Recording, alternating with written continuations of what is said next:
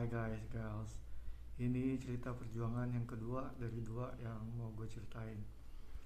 Jadi ini ada sepasang suami istri dulu keliling-keliling jualan kacamata. Jualan kacamata naik sepeda dari kampung ke kampung. Ya, zaman tahun berapa gitu. Ya, mereka tuh pasangan suami istri masing-masing cari pelanggan ke kampung macam-macam gitu. Maksudnya beda-beda. Tapi istimewanya bukan di situ ceritanya, nanti ujungnya nanti ada yang istimewa.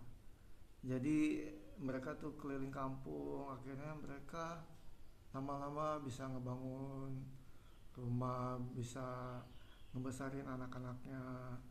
Terus suatu saat mereka juga punya toko kacamata, dan usahanya berkembang, alhamdulillah. Terus udah gitu pas lama kemudian mereka beli semacam villa lah. Sebenarnya sih bukan villa ya, rumah lah ya, rumah di pedesaan gitu.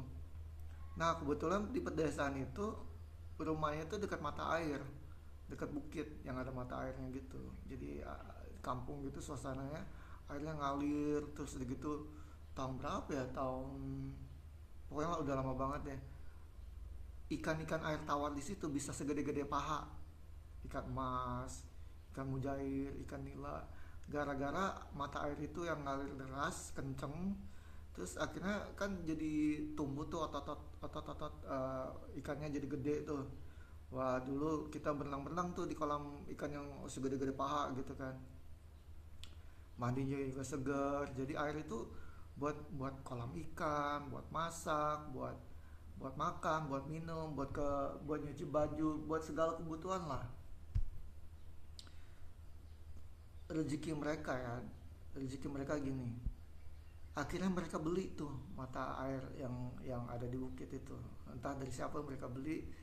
Terus mereka memiliki mata air itu, cuman mereka tidak memungut apapun kepada masyarakat di seluruh kampung-kampung di bawah dan orang-orang yang menggunakan air itu.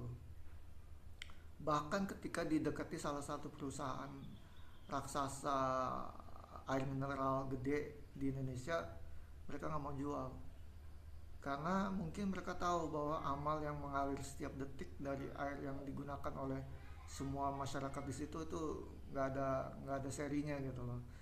Jadi mereka dapat amal dari orang buat mandi, buat nyuci baju, buat masak nasi, buat makanan, buat restoran, buat cuci motor, mobil, usaha-usaha yang kayak gitu-gitu lah.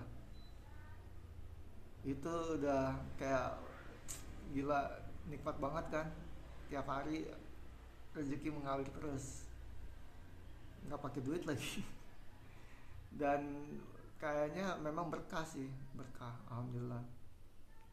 Ya pokoknya gue nggak usah ceritain lah ya berkahnya kayak apa. Pokoknya intinya itu. Nah kalau gue sih dikasih kayak gitu sama sama Allah, wah alhamdulillah banget gitu. Semoga gue nggak nggak nggak nggak bikin Allah marah gitu lah. Jadi gue coba ngikutin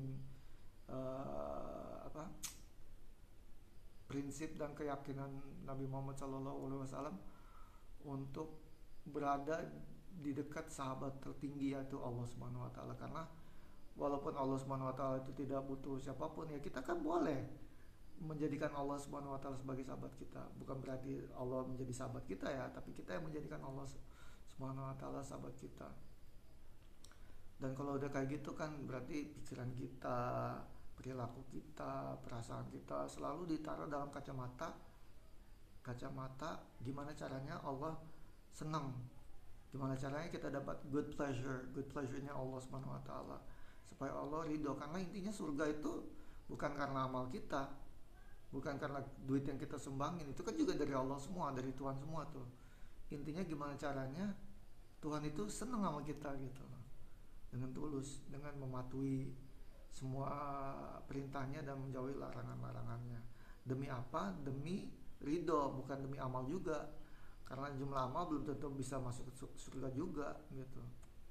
Bisa aja amalnya dikit, tapi kalau Allah mau kita masuk surga, mau gimana? Tetap masuk surga kan. Walaupun amal kita sebanyak gunung juga, kalau kita dibilang harus masuk neraka ya masuk neraka, mau gimana gitu. Jadi itu cerita perjuangan kedua ya.